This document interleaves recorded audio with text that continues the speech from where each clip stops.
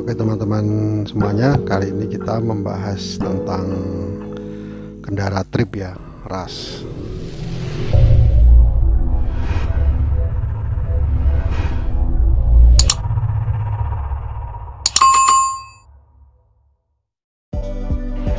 Toyota Rush ini diperoleh pada tahun 2013 ya, di akhir 2013, dan merupakan seri terakhir dari seri facelift pertama ini ya. Selanjutnya di 2014 terbit lagi satu facelift yang masih dengan bentuk yang sama, dengan model yang baru, terutama di kap mesin, di grill, dan di lampu-lampu.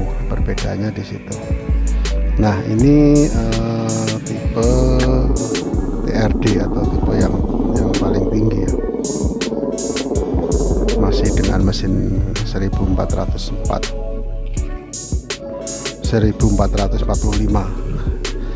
atau dibulatkan menjadi 1500 cc.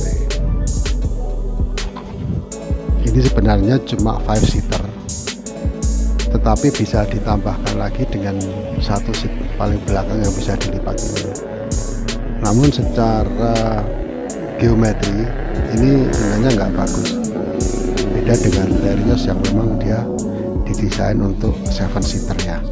Nah, apa yang saya bawa di sini, ini ada satu kotak isinya drone DJI Phantom 3, dan yang selalu ada itu tas isinya peralatan ibadah, itu selalu dibawa kemana-mana.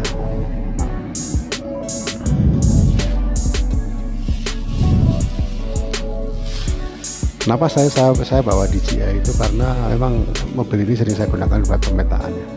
Nah, ini hammock untuk istirahat yang caranya menggantung diri di antara dua pohon, atau itu juga bisa digunakan sebagai fly seat untuk berteduh ketika kita terik matahari. Kalau hujan nggak bisa. Dan ini ada satu jaket anti air ya, payung kecil untuk persiapan mendadak.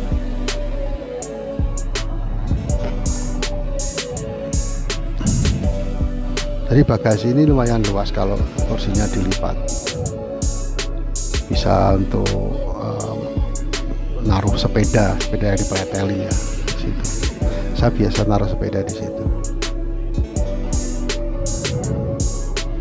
Nah, kadang-kadang beberapa koper juga saya bawa. Nah, saya memang biasanya di kanan kiri kursi penumpang itu saya kasih payung lipat kecil ya. Juga ada parakot itu di tiap mobil yang saya bawa saya kasih itu untuk kondisi darurat, misalnya untuk bentang tenda atau untuk apa ya. Nah, ada sendal juga untuk sembahyangnya. Ini dibeli di Jogja waktu itu, di Nasmokoman. Nah, memang kalau secara morfologi mobil ini adalah SUV sederhana yang boleh dikatakan serbaguna, walaupun ini hanya dengan penggerak roda belakang dan bukan AWD atau 4-wheel drive. Ini adalah kondisi kabinnya, masih dengan single din manual jadul, dan ini masih ada putaran AC. Dan nah, ini saya tidak menggunakan atau mengganti head unit, melainkan dengan kabel aux, dimana kabel ini bisa dibeli di aftermarket ya, online, nggak mahal, paling 100.000 atau 126.000. Ini dimasukkan di soket di head unit di belakang. Jadi kalau mau masang ini harus bongkar dulu head unitnya, dicolokin, langsung bisa. Operasionalnya dari CD, diklik lagi nanti keluarnya aux. Nah, ini yang itu CD itu, dis itu kalau dipencet lagi nanti akan muncul aux. Tinggal pasang atau colok di HP.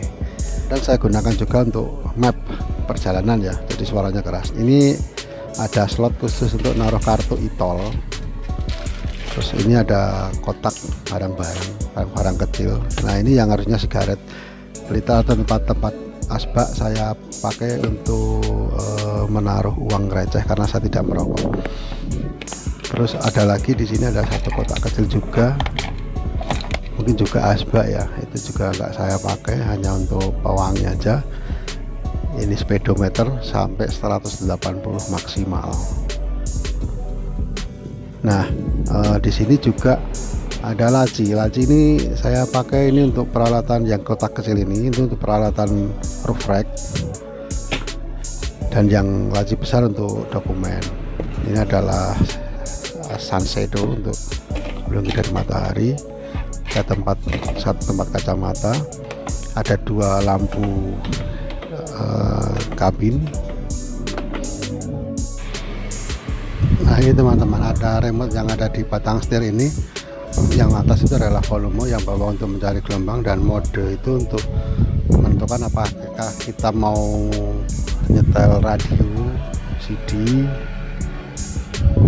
atau yang lainnya. Yang lainnya ini cuma satu, yaitu auxiliary tadi, dimana kita bisa masuk di auxiliary kalau kita pencet disk. Jadi setelah disk dipencet sekali lagi masuknya di auxiliary.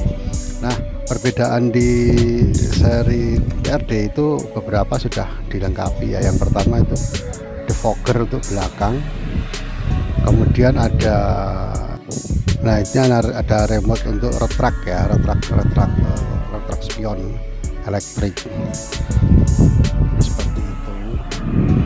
Jadi kita nggak harus tangannya keluar dari kaca untuk sekedar bisa melihat itu mutar kaca.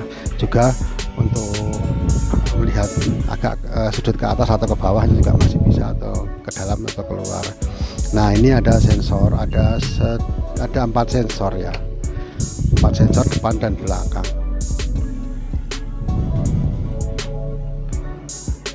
Juga spion yang ini suka saya cantelin kamera ya. Di bangku belakang bisa muat 2 atau 3 orang, tapi sebaiknya 2 karena bangkunya memang cuma 2.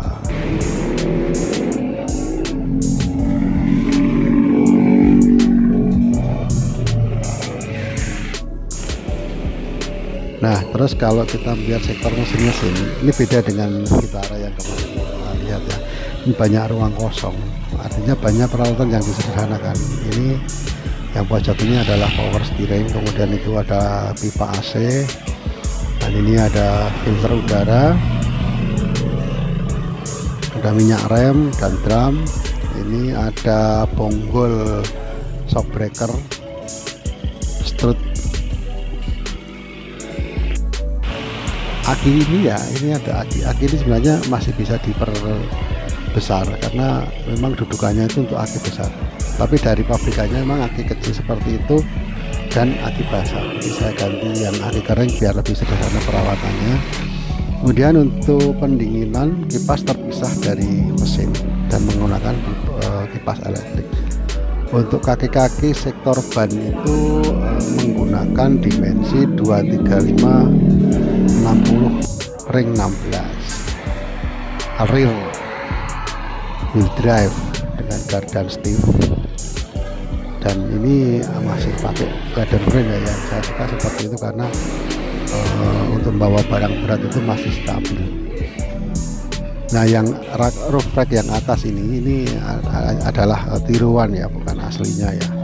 Saya beli lebih murah, mungkin setengahnya dari yang asli. Nah kalau tasnya ini asli ya, dari Busrak ya. Cuma ini nggak anti air, jadi harus dilapisi plastik di atasnya. Ini sebenarnya mau saya modif untuk seperti rally look, tapi kok masih sayang ya karena semuanya ori dan KM-nya masih rendah. Dan sebenarnya mobil ini hanya saya pakai buat mudik, jadi KM-nya masih rendah. Nah kalau bicara kelemahan, memang karena ini masih leather frame dan gardan stiff, ini kalau untuk manuver kurang lincah ya, nggak selincah yang independen. Gitu saja teman-teman ya, terima kasih.